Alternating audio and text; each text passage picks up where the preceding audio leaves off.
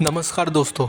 आज लगभग 1 महीना से ज़्यादा हो गया है और हमारे देश में इतनी बड़ी जो त्रासदी आई थी, आप सभी को पता है कि अहमदाबाद में जो प्लेन दुर्घटना हुआ था, उसी के बारे में आज चर्चा करेंगे। और आज एक-एक तथ्य को सामने रख कर देखा जाएगा कि 1 महीने के बाद भी क्या सरकार ने एक्शन लिया, क्या नहीं लिया। ये जैसा कि आप वीडियो में देख सक रहे हैं कि ये प्लेन गिरता है कुछ चंद सेकंड में, लगभग 30 सेकंड भी नहीं लगता, 30 सेकंड के अंदर प्लेन गिरता है और वो आग के गोले के रूप में बन के वहाँ ब्लास्ट हो जाता है। तो आज हम एक-एक तथ्य के बारे में हम यहाँ चर्चा करेंगे, इसलिए आप वीडियो में बने रहिएगा। अगर वीडियो में नए हैं तो ज़रूर सब्सक्राइब करिए चैनल, हम इसी तरह की अब खबर लाने वाले हैं। तो ये सभी मलबा जो आप अभी वीडियो में देख रहे हैं, ये पूरी रियल घटना है और ये आपको जो इमेज में रख रहा हूँ, ये आपको विचलित कर सकती है, लेकिन ये आपको जानना आज बहुत ज़रूरी है। तो चलिए शुरुआत करते हैं, एनालिसिस करते हैं एक-एक चीज़ का।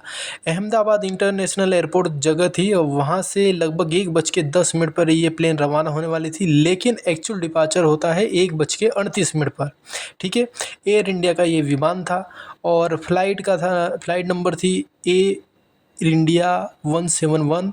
ये बोइंग का ये प्लेन है 787 और उसका ड्रीम लाइनर कहा जाता है। ये बोइंग का ये जो प्लेन है, इसको ड्रीम लाइनर के रूप में जाना जाता है। तो हम ये देखते हैं कि जो गूगल सैटेलाइट्स में जो ये प्लेन की जो संरचना, जो प्लेन जो चलती है, उसका जो डाटा रिकॉर्ड में पता चलता है, जैसा कि आप ये प्लेबैक देख रहे हैं कि ये कुछ सेकंड का ही है, लगभग 6.25 फीट तक ही एल्टीट्यूड उसने हासिल कर पाया था प्लेन। कुछ ही चंद सेकंड में ही वो उड़ा और वहाँ पे ब्लास्ट हो गया। तो ये एयरपोर्ट से जैसे निकला, आप समझिए कि 1 से 1.5 किलोमीटर का भी उसने दूरी तय नहीं किया था, उसके बाद वो गिर गया। अभी इसमें कह रहे हैं, अभी अलग-अलग जाँच एजेंसीज़, आपको मैं अभी बताऊँगा कि ब्लैक बॉक्स में क्या रिज़ल्ट आया और वो किस तरह से ये खेल इंडिया के साथ, भारत के साथ खेला जा रहा है। तो ये देख सकते हैं कि ये रनवे है। ये अहमदाबाद एयरपोर्ट का ये रनवे, मैं आपको रनवे दिखा दे रहा हूँ। ये तैयार करने के लिए बहुत मेहनत लगी थी। तो ये जो आप रनवे देख रहे हो, मैं आपको ये पूरी डिटेल बताता हूँ। ये रनवे से महज कुछ ही मीटर की दूरी पर, ये देखिए, ये मेरा कर्सर आप देखिए, ये जो मैं कर्सर यहाँ पे राउंड कर रहा हूँ, यही जगह पे प्लेन आके टकराया था। अब जैसे कि इसमें आप देख सकते हैं कि ज़्यादा दूरी इसकी नहीं है। यहाँ पे ये जो जगह है, यही वो बिल्डिंग है। ये वहाँ का हॉस्टल था। यहाँ पर ही उनका डाइनिंग में हॉल था, लंच का। ये देखिए, जैसे कि ये मेस था वहाँ का। ये जो कि नर्सिंग में जो लोग काम करते हैं, डॉक्टर लोगों का ये मेस था और ये मेस के सामने ही ये जो मेस वाली ये पूरी जगह है, ये जो आप देख रहे हैं, और ये जो 4 बिल्डिंगें देख रही है, यहाँ पे वो लोग रहते थे। तो ये मेस वाली जगह पे, ये जैसे मैं आपको दिखा देता हूँ कि ये अभी आपको मैं पूरे डिटेल में दिखाता हूँ। ये यहाँ पे फ़ोटो आप देखेंगे कि जो वहाँ के ट्रेनी डॉक्टर, वो वहाँ पे रोज़ खाना खाते थे और ये वहाँ के, देखिए, कुछ लोगों ने वहाँ पे फ़ोटो डाला था और ये उस समय दुर्घटना की फ़ोटो है। ये जैसे कि आप देख रहे हैं कि ये उस समय दुर्घटना की फ़ोटो, ये देखिए। और ये जो मेस है डॉक्टर लोगों का, वहाँ पे प्लेन का पीछे का भाग यहाँ पे टकराया था, अटक गया था और उसके बाकी का जो हिस्सा था, वो बाकी के 4 बिल्डिंग के वहाँ पे गया और उसके कुछ बीच में जो दूरी थी, वहाँ पे टकराया। ये देखिए, यहाँ पे सबसे पहले फ़ोटो मैं आपको दिखा देता हूँ कि ये देखिए, इसमें दिख रहा है, ये प्लेन का ही पीछे का भाग है। ये प्लेन का पीछे का हिस्सा यहाँ पे टकरा के अटका हुआ है। और हम बात करते हैं कि प्लेन का, अब देख, जैसे कि आप सकते हैं कि प्लेन का पीछे वाला भाग वहीं पर, अभी आप इसमें ये भी जानने को मिला है, ये जो प्लेन के पीछे का भाग यहाँ टकराया हुआ है, इसमें लगभग 2 से 3 दिन के बाद इसमें एयर होस्टेस की बॉडी मिली थी। उसके बाद तब तक किसी को अंदाज़ा भी नहीं था कि इसके अंदर बॉडी हो सकती है, क्योंकि लोग सभी, जो फायर ब्रिगेड के जितने अधिकारी थे, सभी लोग आगे के साइड वो खोजबीन कर रहे थे।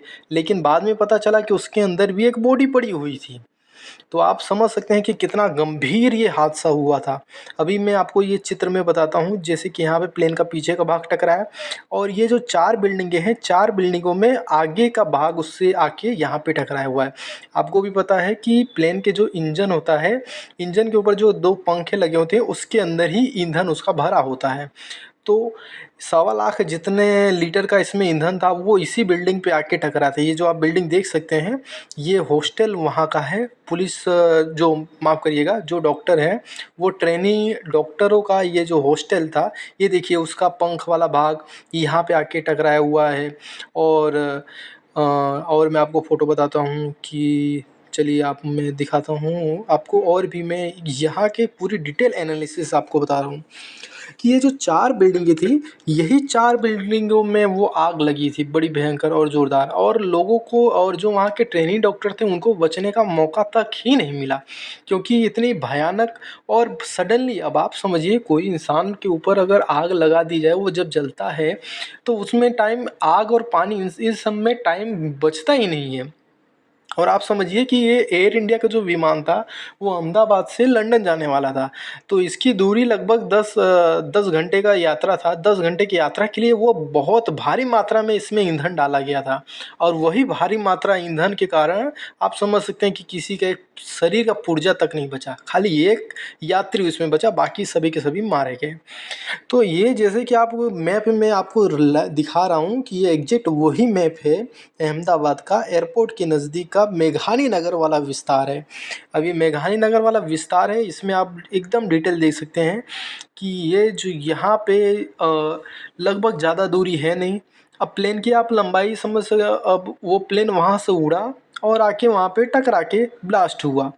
अब उसका जो ब्लैक बॉक्स, अब हाँ, अब मेन पॉइंट पे आते हैं। जो इसका ब्लैक बॉक्स जब मिला तो एजेंसियाँ जो बोइंग की ये सभी थी उन लोगों ने, अब ये बोइंग ये जो अमेरिकन कंपनी है, अब ये अगर ये अपने ये अगर ये छापते हैं रिजल्ट में कि भाई इसमें प्लेन की गलती है, तो जो इनके लाख करोड़ों अरबों रुपए का जो ऑर्डर है उस पे इफेक्ट पड़ता।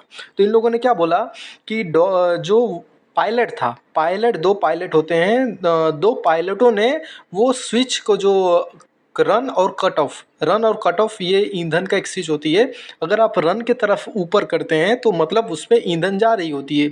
तो इन शॉर्ट आप समझिए जैसे कि अपने बाइक के अंदर वो नीचे होता है ना, क्या बोलते हैं, कोक, नीचे कोक वाला होता है जो ऊपर और नीचे करते हैं कि अगर ईंधन को जाना हो तो कोक ऊपर कर दिया जाए फिर नीचे। ऐसे ही उसमें रन और कट ऑफ होता है कि अगर रन पे है तो समझिए कि ईंधन जा रहा है, हमने अलाउ कर दिया कि आप इंजन में ईंधन भेजिए, और कट ऑफ का मतलब होता है कि हमने ईंधन को रोक दिया कि इंजन तक नहीं जाना चाहिए। तो ये वही सिस्टम है। अब जो रिपोर्ट आया है, रिपोर्ट में ये कहा जा रहा है कि जो वहाँ के पायलट थे, पायलट ने गलती से, अब उसमें ब्लैक बॉक्स एक ही चीज़ है कि जिसके अंदर पायलट आपस में क्या उस समय बातचीत कर रहे थे वो जानकारी उसमें रिकॉर्ड होती है। तो उसमें एक पायलट दूसरे पायलट को बोलता है कि क्या आपने ये कट ऑफ किया हुआ है, ईंधन को बंद किया हुआ है? तो बोलता है मैंने नहीं किया है। अब उसने पर ये बोइंग के प्लेन में ये खामी पहले से या निकली थी, कुछ जांच में पता चला था कि वहाँ पे ये ऑटोमेटिक कट ऑफ हो जाता है। कट ऑफ का मतलब ये होता है कि हमने एक डायरेक्शन दे दिया कि अब पेट्रोल जैसे कि इसकी डीजल जो भी ईंधन आता है वो इंजन को ना पहुँचाया जाए। अब जब इंजन को ईंधन जाएगा ही नहीं तो वो चलेगा कैसे? अब जब वो कट ऑफ हो गया तो दोनों इंजन के पास वो ईंधन पहुँचा ही नहीं, और जिसके कारण वो दोनों इंजन बंद हो गए। फिर वो ऑटोमेटिक रन इन लोगों ने किया मैन्युअली, जब रन करते करते तब तक में देर हो गई थी, क्योंकि इंजन को चालू करने में वो वापस से रनिंग कंडीशन लाने में उसको टाइम लगता है, और ये वही घटना हुई।